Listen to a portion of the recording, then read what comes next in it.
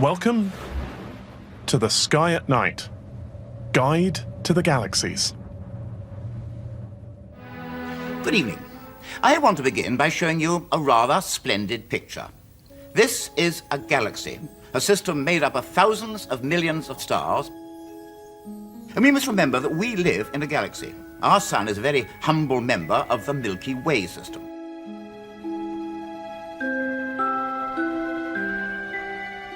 We take for granted today that the Earth and the solar system lie within a huge galaxy, and that galaxy is just one of billions of galaxies. But that knowledge was hard-won. Just 100 years ago, we didn't know for certain that galaxies even existed. Astronomers believed the Milky Way was the entire universe, and that nothing lay beyond. And we have liftoff. The quest to discover the galaxies has been the story of how we found our place in the cosmos. It's also the story of some of the most extraordinary technology ever developed. And it's led to some profound questions.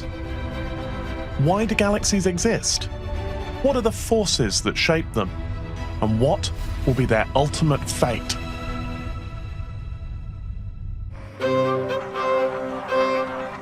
The discovery of the galaxies begins around the start of the 20th century, when astronomers began to look more closely at patches of cloudy light in the night sky that they called nebulae. Telescopes had revealed hundreds of them, but one in particular became the focus of attention: the Andromeda Nebula.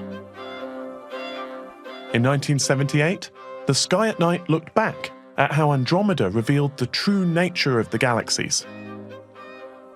I'm delighted to welcome to the Sky at Night, for the first time, but I'm sure not the last, Heather Cooper, who is lecturer in astronomy at the Caird Planetarium at Greenwich. Without the powerful telescopes that we have today, Andromeda appeared to astronomers as nothing more than an irregular smudge. They couldn't figure out if it was just a nearby cloud of gas and dust, or something more significant. Well, the mystery was solved by Edwin Hubble in 1923. He was using the then new 100-inch telescope on Mount Wilson, and he was able to take pictures of Andromeda, and he confirmed that the Andromeda galaxy was actually made up of stars and not gas. What was very exciting is that Edwin Hubble also noticed that there were some stars in the Andromeda galaxy which varied in their brightness, and these were the so-called Cepheid variable stars. Now, a variable star is exactly what its name implies. It's a star which brightens and fades absolutely regularly. And the longer the period, the greater the luminosity. And you can certainly see the importance of that, because you can find out the luminosity of a Cepheid merely by watching it. And once you know how bright it is, then you can find out its distance. What Hubble did was to find Cepheids in the Andromeda spiral, study their periods, and find out how far away they were. And straight away he realized that they were so remote that they could not possibly be members of our own star system or galaxy, and therefore the Andromeda spiral itself must be an external system. And I think that was probably one of the most important astronomical discoveries ever made. In fact, it opened up a whole new field of astronomy, the study of extragalactic astronomy. Andromeda wasn't a local gas cloud, but a galaxy like the Milky Way, a huge system of stars rotating about its centre. And once astronomers knew this, they realised that countless other nebulae must be separate star systems as well. Most of those blotches you can see on the screen are not stars, but whole galaxies. Now, the Milky Way was just one of hundreds of galaxies, each containing billions of stars. The universe had just got much, much bigger.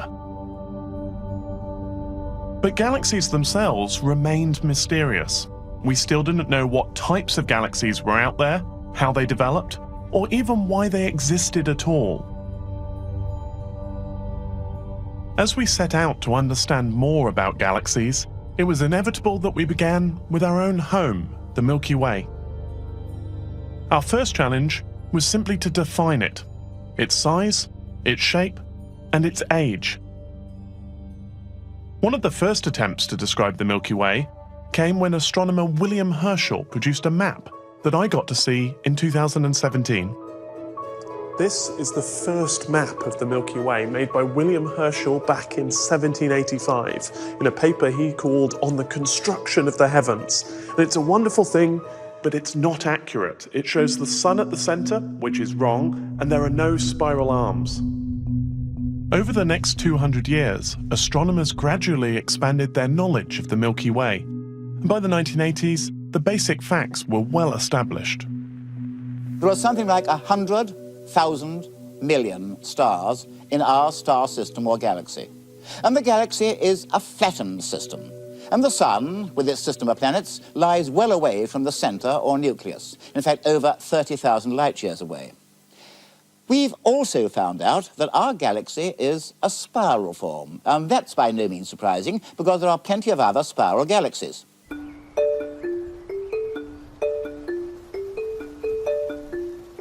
But there were still huge gaps in our knowledge. We had only a rough guess as to how many stars there were in the Milky Way.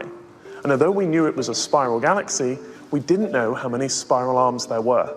Luckily, there were new telescopes on the way. Over the years, the sky at night has followed the development of many new telescopes. This is the MMT, or Multiple Mirror Telescope, on the very summit of Mount Hopkins in the Santa Rita Mountains of Arizona. I am standing on top of one of the most remarkable telescopes in the world. La Palma is now becoming famous in another direction. It's here that one of the world's great observatories is being set up. Just look at it. It's short and squat, with a maze of wires and girders. It's the first of a whole new generation of telescopes. Bigger and better telescopes were built above the clouds to lessen the distortion caused by the Earth's atmosphere. But still astronomers wanted more. To really see the Milky Way, we needed a telescope above the atmosphere. And liftoff of the Space Shuttle Discovery with the Hubble Space Telescope. The Hubble Space Telescope was launched in 1990. But unfortunately, when the first images came back from Hubble, they were a disappointment. It turned out there was a small but crucial flaw in the optics. In 2015, the Sky at Night looked back at NASA's attempt to solve this problem. Repairing Hubble would require one of the most audacious space shuttle missions ever conceived. 5 long spacewalks will be conducted over 5 consecutive days. In terms of complexity and ambition, nothing like this had ever been attempted. To pull it off, the NASA astronauts spent over a year undertaking the most immersive training program to date. Telescope mock-ups were submerged in a neutral buoyancy tank. Logging more than 200 hours underwater, the astronauts repeated the hundreds of complicated maneuvers required to fix the telescope until they became instinctive. On the 2nd of December 1993, the mission to repair Hubble launched. And we have liftoff. So, Houston, let's go fix this thing. Spacewalks are never routine, and the Hubble rescue mission was going to be harder than most. Back on the ground, the team at Mission Control held their breath. Carefully, astronaut Kathy Thornton maneuvered the new optical device into place. It's a very big box going in a very small hole with about an inch of clearance going in, and then obviously the clearances got tighter. Thankfully, it was a perfect fit. Good work, guys. But now scientists on the ground had to wait for the first images. On New Year's Eve 1993, they came in.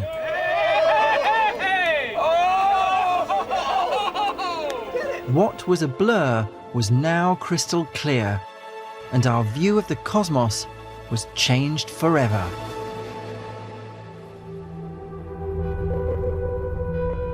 Hubble marked the beginning of a new era in the exploration of the Milky Way. Over the next few years, astronomers built up a spectacular catalogue of extraordinary objects. It contains clusters, nebulae, colour stars, exploding stars, and even supernovae. I've been very impressed particularly by Hubble's pictures of Eta Carinii. Eta Carinii is a very, very massive star, highly unstable, and could one day, I don't know when, go off as a supernova. Look at this picture of the Helix Nebula, which is simply an old star that's thrown off its outer layers, and this material looks rather like a shower of tadpoles, doesn't it? Just shows the great power of the Hubble telescope. The pillars of creation. That to me it symbolised the first of the Hubble images that started to come through that just gave this completely new vision of the cosmos. And it was just completely fascinating to think that this was what you could do with Hubble. Well, undoubtedly, it's the most amazing telescope ever built, and it's now a complete and utter success. Hubble's images took us on a virtual tour of the galaxy.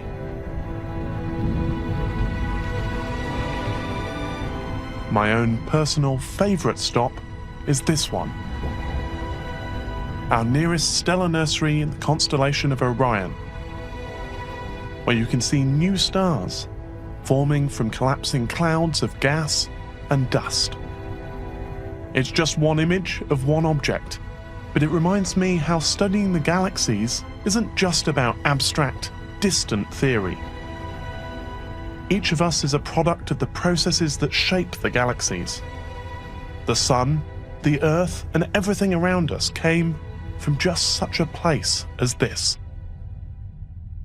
By the start of this century, we'd catalogued an enormous variety of strange and wonderful objects within the Milky Way, but we still didn't have a really accurate map of the galaxy. To get one, we'd need yet another new instrument.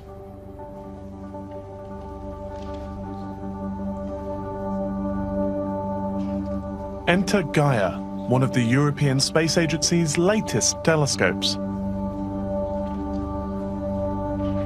In 2015, the Sky at Night visited the laboratory where its camera was made to learn a bit more about what makes Gaia so special.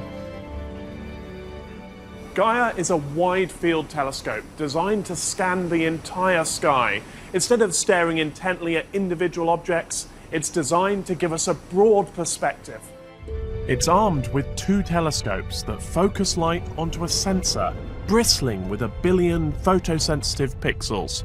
What we have here is a duplicate of one of the imaging sensors that makes up the Gaia array. In the full array, we actually have 106 of these, and so it's pretty impressive. Each one of these detectors is quite similar to the sort of thing you'll find in a consumer digital camera, but with one difference. The pixels in this are much, much bigger. The engineers have worked out that with bigger pixels, we can gather a lot more light.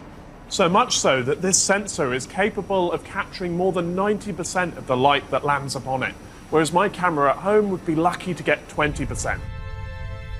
Gaia is expected to detect and measure hundreds of stars every second. And it will revisit the same patches of sky 70 times, which will allow it to do something extraordinary. Not only will we have the most accurate map of our little corner of the galaxy, but also, for the first time, we'll record how the stars are moving. And that is a really powerful tool. Gaia took decades of planning before it finally launched at the end of 2013. But it was worth the wait. When the data came down, scientists were able to use it to construct a map like no other, a three-dimensional map of the galaxy. And in 2017, I got to see it for myself. So, Chris, welcome to our new map of our Milky Way. It's beautiful. You see immediately the sort of big picture structure. First thing to notice is that this is a map of the entire sky. But this stripe across the middle, this bright stripe, that's the galaxy. That's the Milky Way galaxy, that's right. What we need to do is zoom in. So this is the top layer map, and now we're zooming in. So this is the inner parts of the Milky Way here, these big dust clouds and dust lanes, the dust lane. These are dust lanes, and you start to see that all the white light is now breaking up into stars, into individual stars. So as you get further in, as we zoom in, we see more and more stars individually. Absolutely. Look at how they suddenly appear as you go that little bit deeper into space, and bang, what you thought was just white light is actually starlight And how many stars are there in the galaxy? There's maybe 100 billion, 200 billion, 300 billion. What we know is that there's maybe twice as many as we previously thought. How has Gaia doubled the number? That seems surprising to me. Where have they been hiding? It's just because of the image quality of Gaia. Because it can see sharply. Exactly. Gaia can tell the difference between 2 or 3 stars that are very close together, but nevertheless are separate stars, whereas previously, from our images from the ground, blurry sort of things, this stuff here would have all been merged into what we thought was one star. And so we've been looking at the map as it appears on the sky, but one of the exciting things about Gaia is that we have 3-dimensional information as well. We can go beyond this sort of 2-dimensional picture. Exactly, and that's the unique feature of Gaia. Gaia measures distances as well as all these other things. And once we get into measuring distances, then we can measure the 3-dimensional structure of our Milky Way. So far, we've only just had a taster of that. So Gaia's just released 2 million accurate distances. And so here is the beginnings of a picture in 3 dimensions. This is our sun, and we're about to go and see the Hyades and the Pleiades cluster. And so here we are, for the first time ever, seeing a star cluster in 3 dimensions. So we can tell the difference between the front side and the back side. And so we have already discovered not only how deep the Hyades cluster itself is, but actually it's about twice as big. It's amazing. What other features should we look for in this 3D map? So this dramatic Hyades example, one very nearby cluster, is just a taster for what's going on. We've got good distances now for just 2 million stars. We're going to have 1 billion at least. That will give us a 3-dimensional map of half of our Milky Way. But even more interestingly, because Gaia's continuing to observe over time, it's telling us how everything's moving. And that combination of where things are and how they're moving allows us to determine how the galaxy works as a machine, how the Milky Way actually functions and how it's evolving. Gaia's ability to map the Milky Way over time is vital, because our galaxy isn't static. The positions of the stars are constantly changing, but on timescales that we can't normally see. In 2015, I came here to the Peter Harrison Planetarium at the Royal Observatory Greenwich for a spot of time travel. Since humans evolved, they've been looking up at the night sky. But not the night sky that we see. This is what the sky would have looked like when the first humans emerged in Africa 200,000 years ago.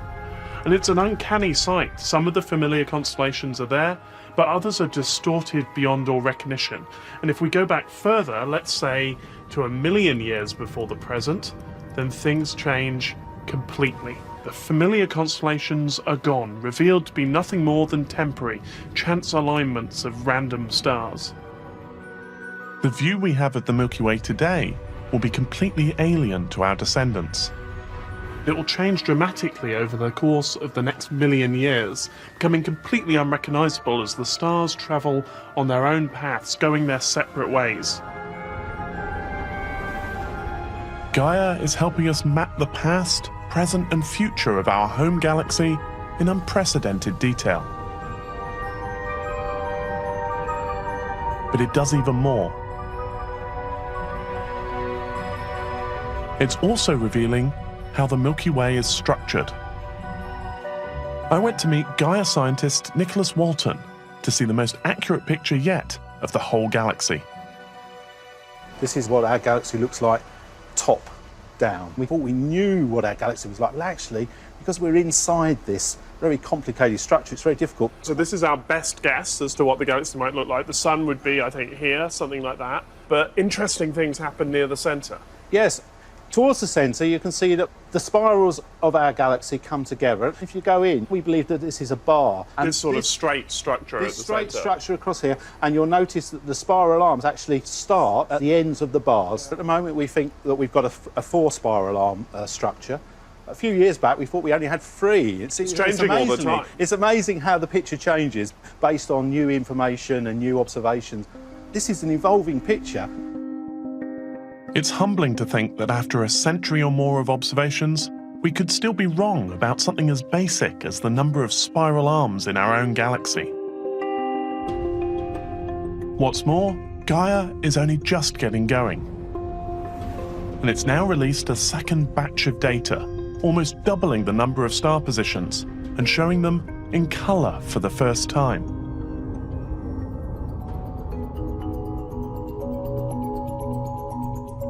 Yet there's still one final mystery about the galaxy that needs explaining, and it lies at the very centre. Exploring what sits at the heart of the Milky Way ended up revealing one of the defining features of all galaxies. The problem is, it's almost impossible to see into the centre of the Milky Way, and that meant that for many years working out what was there required a fair amount of scientific guesswork. When we look toward the centre of the galaxy, we can't see it because there's too much gas and, more importantly, dust in the way. And it's rather ironical, isn't it, that we know more about the nuclei of some other galaxies than we do of our own. I think it's a real case of not being able to see the wood for the trees, actually. Nevertheless, let's now go on a journey to the centre of our galaxy and see what we can find. OK. So let's speculate, shall we? What exactly is it? That's the $64,000 question.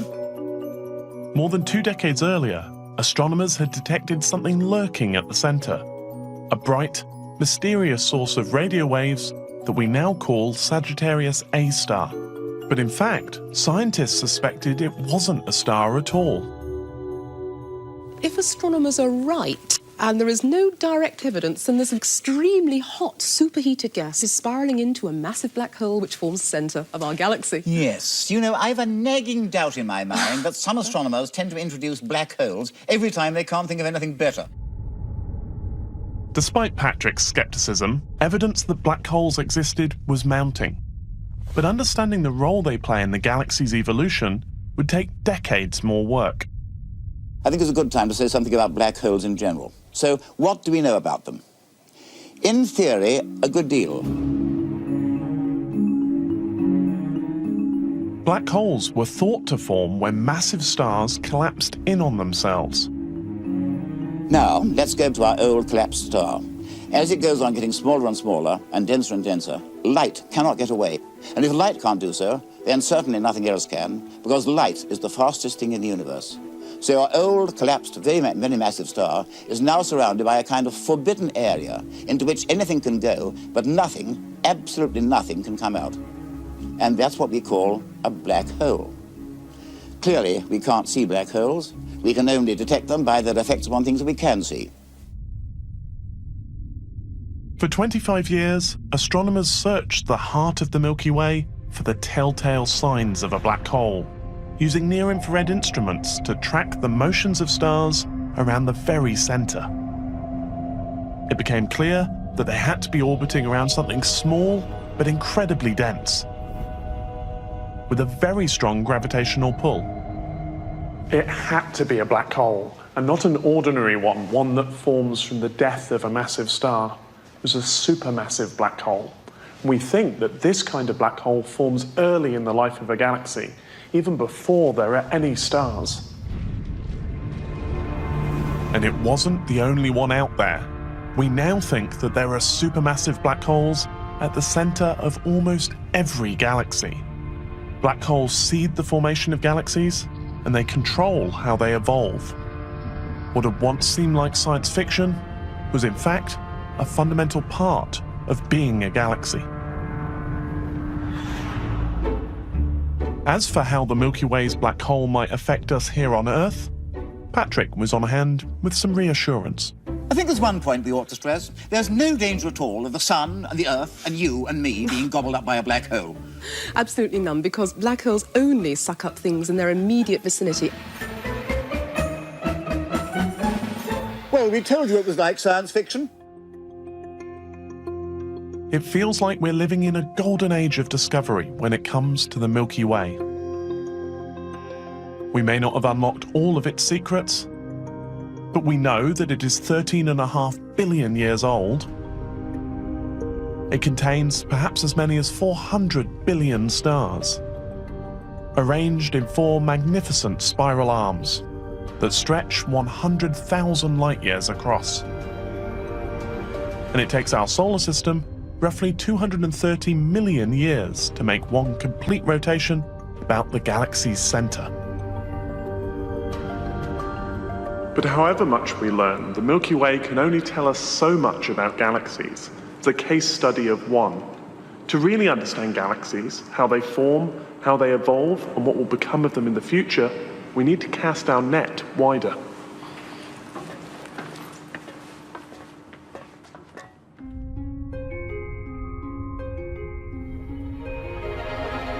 The Milky Way is only one amongst billions of galaxies, and they are staggeringly varied.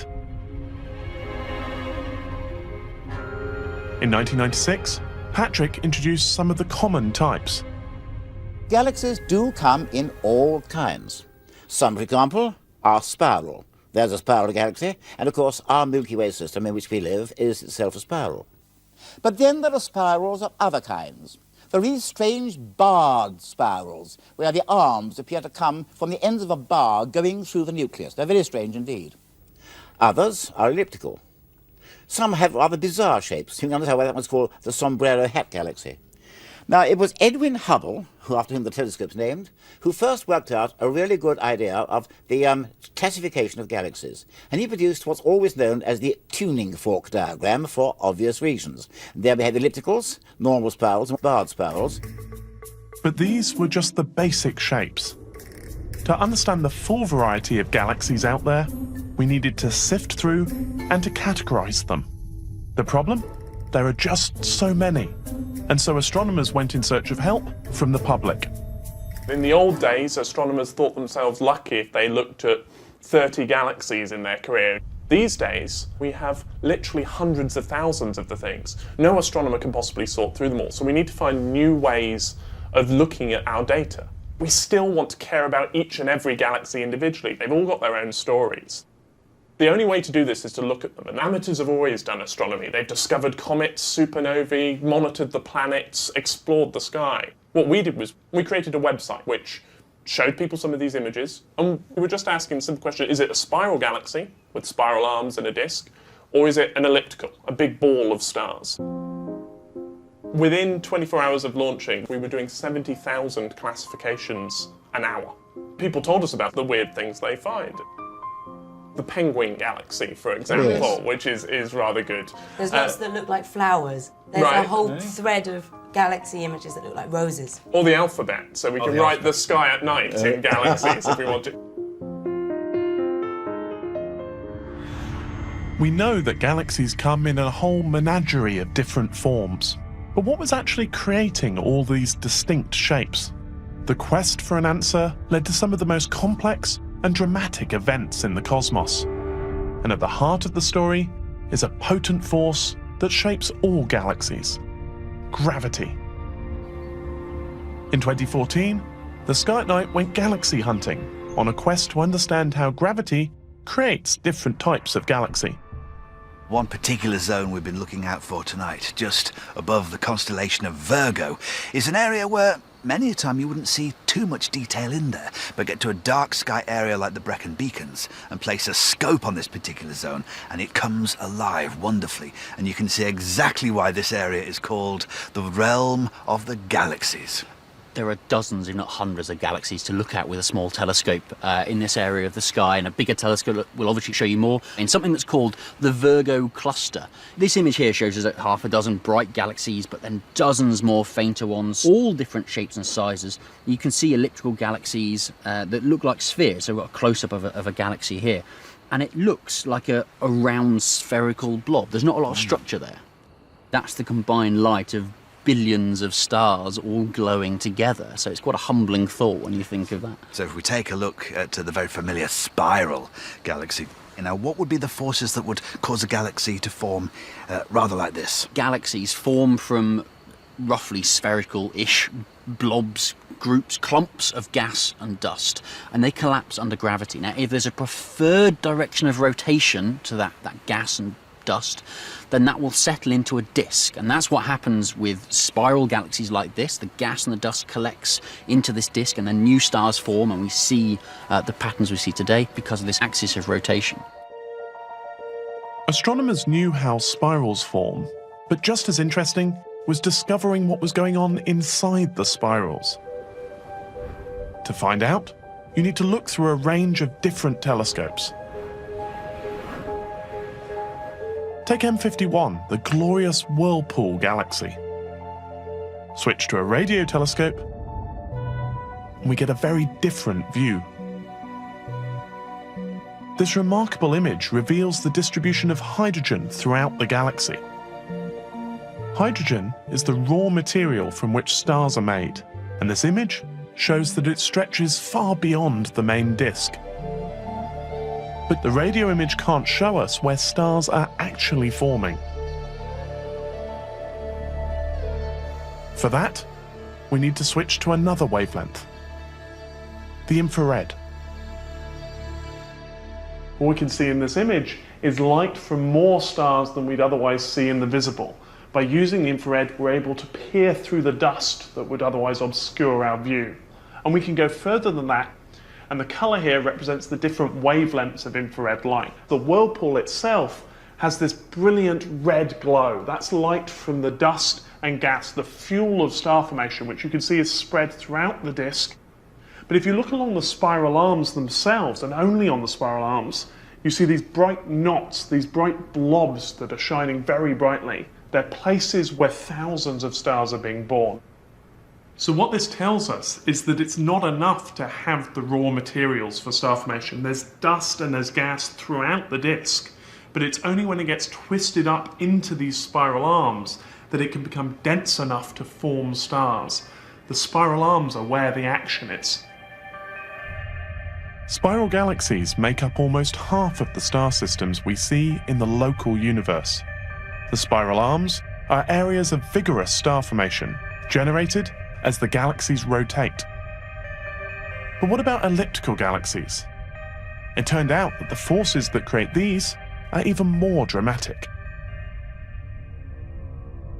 It's a process we can investigate close to home in the interaction between the Milky Way and our nearest neighbour, the Andromeda Galaxy. The Sky at Night explored the key sequence of events in 2007. The great Andromeda Galaxy, more than 2 million light years away. But it won't always be that way. It's coming towards us, and it's going to collide with our Milky Way. Not for at least 1,000 million years, but collide it will. It's going to be quite a sight. And I'm joined now by two eminent experts, Professors Carlos Frenk and Derek Ward-Thompson. Derek, Carlos, welcome back to the program. Good to see you again. Hello, Patrick. First of all, why is it coming towards us? Well, at early times, thousands of millions of years ago, Andromeda and the Milky Way were closer together, and they started expanding away from each other as the universe expands. However, the gravitational attraction between these two galaxies is so strong, the galaxies have turned back and are now heading towards each other. So the very same force that caused Newton's apple to fall to the ground, that's bringing Andromeda towards us. When will this happen? That's an interesting question because we're not absolutely sure. We know it's coming towards us at about 100 kilometers a second. But what we don't know is exactly its sideways motion. So the two galaxies will approach, but then will come into an orbit together. And as they orbit around, they lose energy, and eventually they will spiral in. And how long the spiraling in process will take depends on that. That's the major uncertainty. That's right. Yes. Well, at the present moment, our Milky Way galaxy is a lovely spiral. And so is Andromeda, but when they collide, that will change. That will change. These beautiful disks will be destroyed. The stars will be flung out, and then they will collect back together into a shape resembling a rugby ball, what we call an elliptical galaxy. During the collision, gas would have been heated up and ejected out of the galaxy. Once the train wreck is over, this gas will cool down and settle again into a new disk. So what started life as a spiral disk then went through a phase of elliptical galaxy, then might regenerate itself and grow a new disk. This has been going on for thousands of millions of years, and the galaxy can experience all sorts of morphologies throughout its life history. These collisions are the answer to one of the great riddles in astronomy, namely the process by which galaxies transform their identities.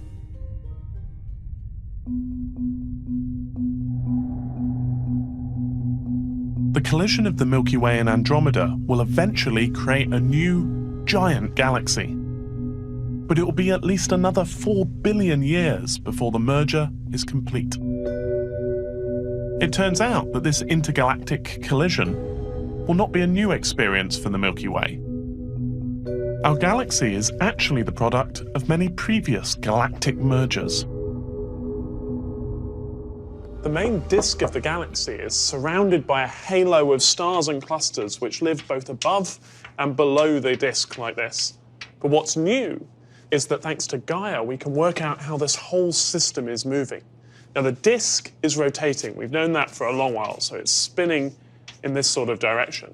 But what Gaia has found is that some of these clusters are moving through the disk, and they're doing so in the opposite direction to the rotation of the disk itself. And so what that means is that these clusters are the remnants of galaxies which our Milky Way has accreted. Our galaxy is growing through galactic cannibalism.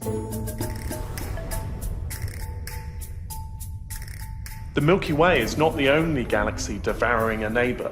Turns out that if you know where to look, the night sky is littered with similar scenes of cosmic carnage. From Earth, we see these events at a single moment in time. They take millions of years to happen, but we see only a single snapshot. These snapshots capture collisions at every stage of the action. What have you got for us? Nick? Well, we're looking at an image of M51 at the moment and the interacting galaxy NGC 5195. What do you reckon, Carlos? I reckon it's just about to have its dinner, the big one. It's snacking on this small object, and it's about to gobble it up. Another good example of colliding galaxies is in Centaurus A. You can see it's quite dramatic. In the background you can see a massive elliptical galaxy, but in the foreground this incredible dark dust lane, it's actually the remnants of a spiral galaxy which is being torn apart. And it's actually thought that new images show a third galaxy having been shredded to some degree in the past. When I started my PhD in the 1980s, this galaxy was a big mystery. Now we know that galaxies fall into each other all the time. Where shall we go next? We can look at another popular target. One of my favourites. Wow, yes. The antennae, NGC 4038 in the constellation of Corvus. You can see two distinct galaxies in there, but they're very, very heavily disturbed. It's almost as if they're dancing around each other. These ones have been caught in the act. They are in the process of merging. And this is one of the spectacular events that happens to galaxies of comparable size caught in the act of merging. And as Derek says, they engage in some kind of cosmic dance. And eventually they'll fuse together and produce one object after destroying each other in the process. But this is a beautiful image. That's probably the most famous colliding galaxy in the sky. Let's go to some of the slightly more obscure but interesting ones. Oh, wow, look at this. This is the mice. The mice. Yeah, this is a Hubble Space Telescope image, I think. These two could well be orbiting around each other, having already interacted once and torn out these streams of stars and gas from each other's galaxies and triggered new stars all the way along. You can see the tails are very blue, again showing us the characteristic signature of young stars. This is very nice. NGC 6770, a nice pair of spirals. I think that's right. The two galaxies are not really heading towards each other, but they have a motion sideways, and so they orbit. And then the orbits don't last very long. We should add, of course, that to a cosmologist, anything less than 1 billion years is fast. Okay, well, I think there's one more image, so let's have a quick look at that. This is Stephan's quintet. Cluster of galaxies, yes. That's right, where two, certainly in the middle, are in the process of merging, interacting at the moment and dragging out tidal tails and all sorts of other interesting There's some kind of features. promiscuity going on in here. You can see 5 or 6 of these objects engaged in some sort of indecent activity here.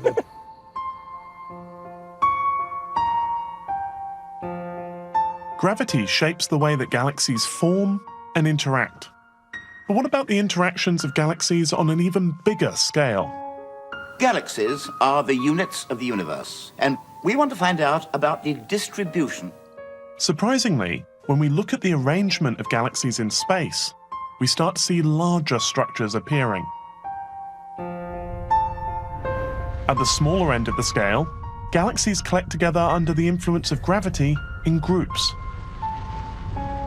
For example, the Milky Way is part of what's called the local group, made up of over 50 galaxies.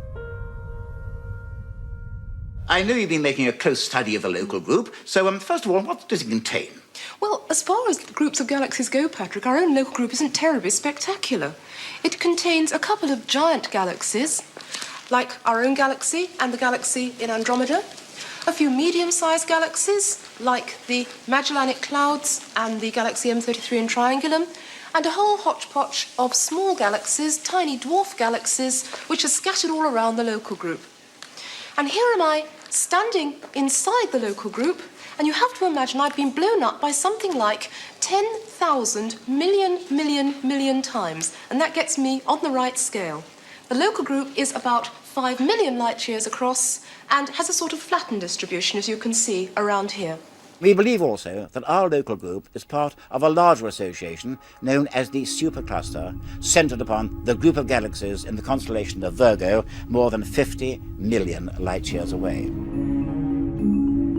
Galaxy superclusters are simply colossal structures.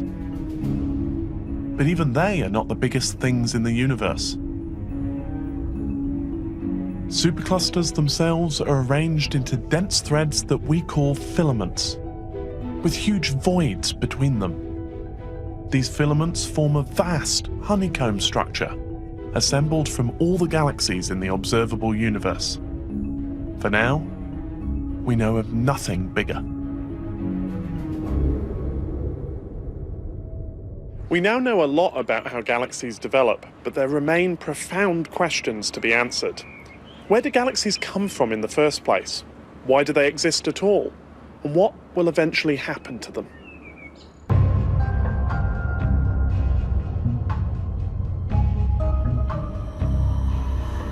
To find out how galaxies came into existence, we need to travel back in time, right back to the earliest years of the universe. In 1995, the Hubble Space Telescope captured a photograph that took us further back in time than had ever been possible before. Now let's begin by showing you this. This is a recent picture sent back by the Hubble Space Telescope. It shows star systems or galaxies, some of them so far away that their light, travelling at 186,000 miles per second, takes thousands of millions of years to reach us. The photograph in question became known as the Hubble Deep Field, and for my money, it's one of the most important scientific images ever taken. This one image gave us a way of seeing galaxies just a few 100 million years after the Big Bang. When it was first released, I remember staring at this image, almost unable to believe that each of these objects is not a star, but an impossibly distant galaxy. In 2015, I spoke to Sarah Kendrew to find out the story behind the image. So Sarah, tell us how the Hubble Deep Field came about. The Hubble Deep Field, scientists had basically proposed to look at an empty patch of sky. So that's quite an unusual thing to want to do. It seems crazy.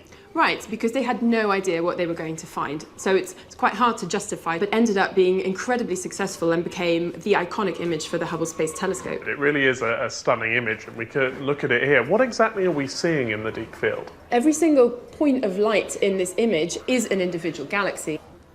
But of course, this isn't the local universe, so we're seeing these galaxies as they were many billions of years ago as well. That's correct. We're also probing down to the first billion years of the universe's existence, and that really was very new. It really gave us, for the first time, this quite large sample of galaxies from the very early universe. And we can take a closer look at them. So the ultra-deep field, which came a bit later, was sort of the improved version. But these galaxies look different from the ones we'd see today. That's right, and that's one of the main outcomes of the Hubble Deep Field. Galaxies in the early universe, have quite a different appearance. Whereas the galaxies we see in the universe today tend to be quite ordered, they have a nice spiral shape, or they're blobby elliptical galaxies. These are much more irregularly shaped. So you can see, for example, some galaxies that are merging together. The universe was much smaller in those early days. So small galaxies were more densely packed, and so they would collide to then sort of form bigger structures. It confirms the theory that it takes billions of years of mergers and collisions to form the large, regular galaxies that we see today. And it also showed that even early in the universe's history, galaxies were already forming. But it can't tell us why there are galaxies at all. To answer that question, we need to look at another, very different image, one that takes us even further back in time. This image shows the leftover glow from the Big Bang, the oldest light left in the universe.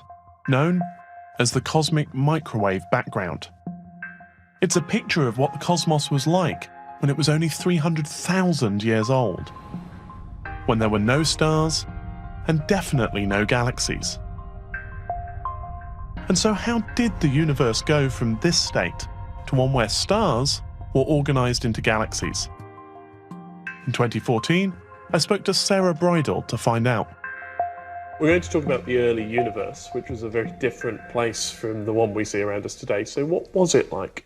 Well, so early in the universe was much denser. So basically today we've got a vacuum in space, but if we go back in time to the universe was much smaller. Everything was much closer together. Some patches were clumpier than others, so there was more stuff in one place and less stuff in somewhere else. We can see these red patches and blue patches. So where the red patches are, that's where the universe was hotter and denser, where it was really clumped together. But the blue patches here are where it was cooler and more spread out. So in fact, those hot patches where there's lots of stuff, that would have then gone on to form the first stars and galaxies and that we can see today. The cosmic microwave background shows the first tiny density fluctuations, the seeds of what will eventually become the galaxies. But there was a problem with the physics. There wasn't enough matter in the early universe to account for the clumps that we see. There has to have been something else there, giving an extra gravitational pull. We're still not sure what this something else was, but we give it the name dark matter, and it's thought to be crucial in forming these first clumps, the seeds of galaxies. Unless we can understand and detect dark matter, we can't explain how the stars and the galaxies came into being. But the problem with dark matter is that it doesn't normally interact with anything except through gravity. That makes it almost impossible to detect. Despite looking for more than half a century, we still haven't found anything. Our best hope is to look for the rare instances where a dark matter particle collides with a particle of ordinary matter, creating a very faint signal. The search for dark matter is one of the great quests in science, and it's led to the creation of some suitably impressive research facilities. I went to see the latest state-of-the-art equipment that's searching for dark matter early in 2018. This is Gran Sasso in the heart of the Italian Apennines. But we're not here to admire the view, we're heading underground in search of dark matter. This is amazing. We're driving down a secret tunnel underneath a mountain, just like in a James Bond film. But this is where physics gets done.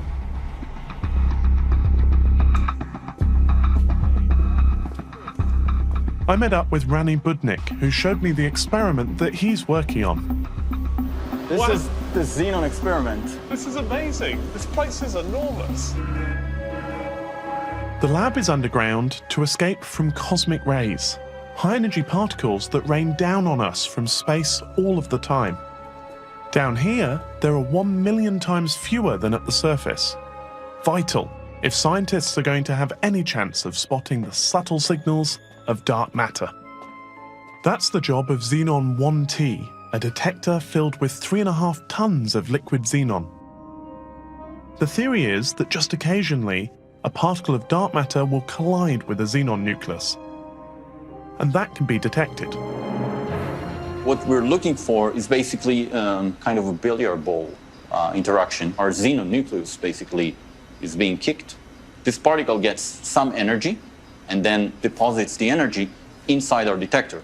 Okay, so you're looking for these direct hits. Exactly. These rare cases when a dark matter particle happens to hit directly a xenon nucleus. Yes. Well, that's the cheerful possibility. You could press the button and see nothing. Exactly. This is actually what usually happens, or what happened all the time so far. Hundreds of scientists have spent a decade looking for dark matter at Gran Sasso, and they're still looking. So for now, our best understanding of how dark matter helped create the early stars and galaxies comes from computer models. In 2015, Jim Al-Khalili went to meet Andrew Pontzen to see the latest model in action. We think dark matter had a crucial role in making the universe like it is today. So I can actually show you here a simulation of the way that dark matter behaves. Because it's in a computer, we can paint the dark matter any colour we like. We can make it visible. So I'm going to paint it green and show you what happens over the first 1.5 billion years or so. So I can hit go. Then we've just seen the Big Bang. The whole universe, or at least this chunk of the universe we're looking at, is expanding. And as it does so, you're seeing what happens to the dark matter over the first 1.5 billion years or so.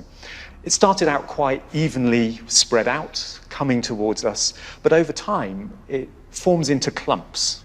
So, of course, this is the dark matter, which we wouldn't be able to see. How does that relate to the visible universe? Yeah, we can switch views and show what the computer thinks the visible universe would look like at this time. Every dot of light you see here is a forming mini galaxy. It's got maybe a few million stars in it. But the key thing is that they wouldn't be there unless the dark matter is there in the first place. It's that extra gravitational pull that all that dark matter is providing that pulls the gas in and allows it to sit there and start forming stars and start forming the galaxies we know today. The important point, they're clumped together not because of their own gravity, although that must be important, but because of the gravity of the dark matter, which is much more dominant. Yeah, that's what we think the key role of dark matter is, to pull all this stuff together and actually clump it into something that can form these galaxies. How does that evolve? What does it look like today? Well, we can use these computer models to work out precisely that. If I switch to another view, here we've zoomed in on one of those single points of light that you saw. And this is going to turn into something like our Milky Way galaxy today. So if I restart time, then what you see happening is all these different little mini galaxies start merging together. And once again, we think dark matter is playing a key role in this. It's the gravitational pull associated with the dark matter that actually pulls all these different bits and pieces together and starts assembling the present-day Milky Way, which just grows and grows. We think we understand how the galaxies appear after the Big Bang, but there's one big question left to consider, perhaps the most important of all. What about the future? Will the universe end? What's going to happen to it? It's now 70 years since Edwin Hubble discovered that the universe is expanding. All the groups of galaxies are racing away from all the other groups, and the expansion is universal. Understanding this expansion of galaxies away from each other is the key to their ultimate fate. The question is, will the expansion continue, or will it eventually stop? In a universe with just normal matter and dark matter, gravity should be able to slow down the cosmic expansion. There's just one problem with this theory. That's not what we see happening. Gravity isn't slowing the galaxies down. On the contrary, something else is speeding them up. And the question is, what's causing this acceleration? Jim Al-Khalili went on a quest for the answer. Well, the truth is, we don't know. But at least we've given it a name. Dark energy. A weird new force that pushes the universe faster and faster. The fate of the galaxies, and indeed the entire universe, comes down to a straight fight between gravity and dark energy. Without dark energy, gravity is the most significant force dictating the fate of the universe. If gravity is the dominant force, then it means that one day the universe might stop expanding and start contracting. Eventually, it'll collapse together in what's known as the Big Crunch. But if dark energy turns out to dominate, then the end of the universe could be much lonelier. As the universe spreads out, the influence of gravity becomes weaker until everything's too far apart for it to have any effect. Then, dark energy will be the only player in town.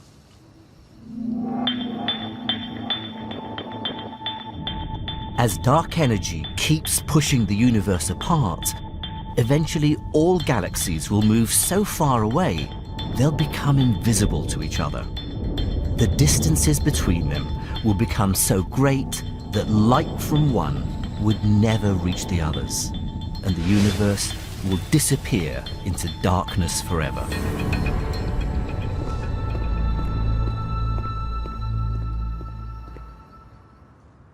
So, what's it going to be? The truth is, we don't really know what dark energy is, and so we don't know how the story of the galaxies will end. We've seen back in time to their earliest origins. We've discovered how they grow and change. And we've seen the most astonishing events and structures inside them.